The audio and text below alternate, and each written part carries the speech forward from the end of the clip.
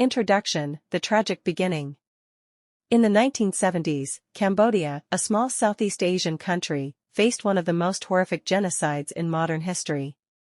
The Khmer Rouge, led by Pol Pot, came to power in 1975. Their goal was to transform Cambodia into a classless, agrarian society. However, this vision came at a catastrophic human cost.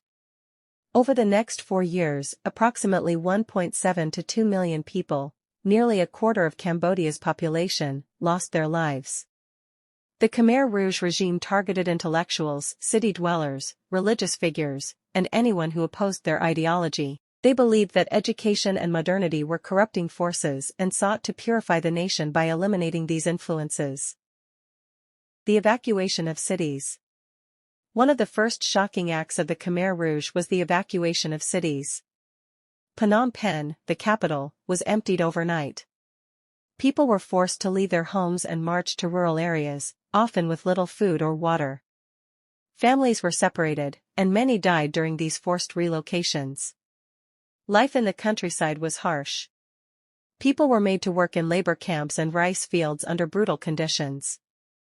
Exhaustion, starvation, and disease became daily companions. The regime's strict rules left no room for individuality or dissent.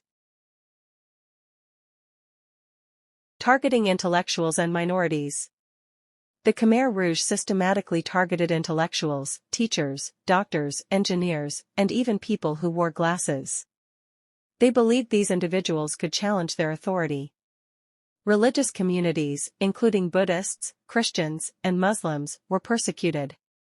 Ethnic minorities, like the Vietnamese, Chinese, and Cham, were also victims of mass killings.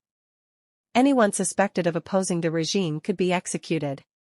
Interrogations were often violent, and confessions were forced under torture. The Khmer Rouge used fear as a powerful tool to control the population. The killing fields. One of the most infamous symbols of the genocide is the killing fields. Across Cambodia, mass graves were dug in remote areas. People were executed, often by blunt instruments to save bullets, and thrown into these pits. S21, a prison in Phnom Penh, became a center of torture and murder, where thousands were imprisoned, tortured, and killed. Eyewitness accounts describe horrific scenes of brutality. Families were torn apart, and no one was safe. The sheer scale of the killings shocked the world, though little could be done at the time to stop them. Daily life under the regime. Daily life under the Khmer Rouge was a struggle for survival. People were forced to work long hours in fields, given minimal food, and deprived of basic human rights. Personal possessions, religion, and even family connections were banned. Any sign of disobedience could result in death. Children were often separated from their parents and trained to serve the regime. Fear and suspicion permeated every part of society. The regime sought to erase individuality and replace it with absolute loyalty to their ideology. The end of the Khmer Rouge rule. The Khmer Rouge remained in power until 1979, when Vietnamese forces invaded Cambodia and overthrew the regime. Survivors faced the daunting task of rebuilding their country from the ruins.